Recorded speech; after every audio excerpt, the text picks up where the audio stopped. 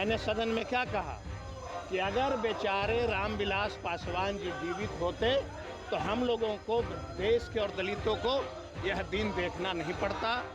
तो चिराग पासवान के द्वारा सदन में रिजर्वेशन के पक्ष में नहीं बोला गया, ओबीसी के पक्ष में नहीं बोला गया, दलितों के पक्ष में नहीं बोला गया। अपनी पाप को छुपाने के लिए इस बात का प्रदर्शन कर रहे हैं। आरक्षण को लेकर सब प्रदर्शन कर रहे हैं। रिजर्वेशन बिहार सरकार ने जातीय जनगणना कराने के बाद 65% आरक्षण का प्रावधान किया था, जो न्यायालय में लंबित है। यूजीसी का जब मामला आया, उसमें ये कहा गया कि कॉलेज में पढ़ने वाले दलित ओबीसी के बच्चे अपने आप को थोड़ा असहाय महसूस करते हैं, उनको सुरक्षा की दृष्टि से ये कानून लाते हैं। उसके बाद सड़क पे विरोध शुरू हुआ। क्या कहा गया? तेलिया प्रधानमंत्री हाय हाय। ये किन लोगों ने कहा? क्या कोई दलित और ओबीसी का बेटा ने कहा? नहीं कहा। लगातार हमारे पक्ष में जो संविधान बनाई जाती है उसके ऊपर प्रहार किया जा रहा है। मैंने सदन में क्या कहा कि अगर बेचारे रामविलास पासवान जी जीवित होते तो हम लोगों को, देश के और दलितों को यह दिन देखना नहीं पड़ता।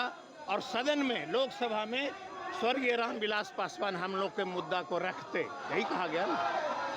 तो जो व्यक्ति हमारे हितैषी थे वो आज इस धरती पे नहीं है।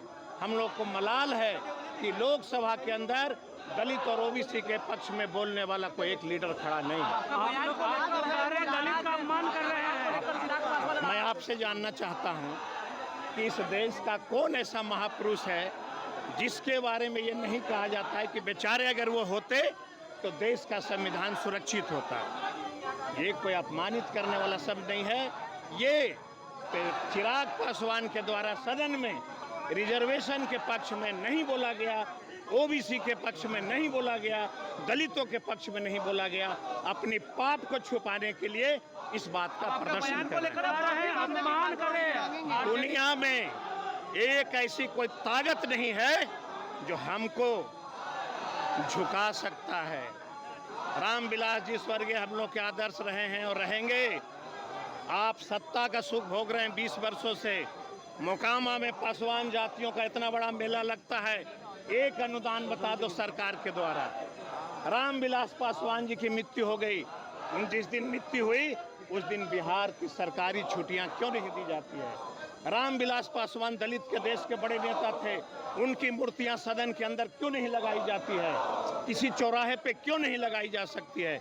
इसलिए मैंने कहा कि अगर वह बेचारे जीवित होते तो शायद ये दिन हम लोग को नहीं देखते। लेकिन बता रहा है कि आरजेडी का कल्चर है कि ये लोग, आरजेडी का यही कल्चर है कि स्वर्गीय रामविलास जी की मूर्ति लगाने की मांग करता है तो उनको तकलीफ होती है।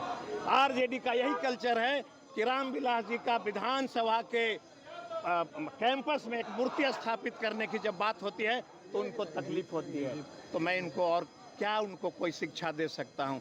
जिनके संस्कार में ही नहीं है महापुरुषों की बात करना, उनके बारे में मुझे कुछ नहीं कहना। लेकिन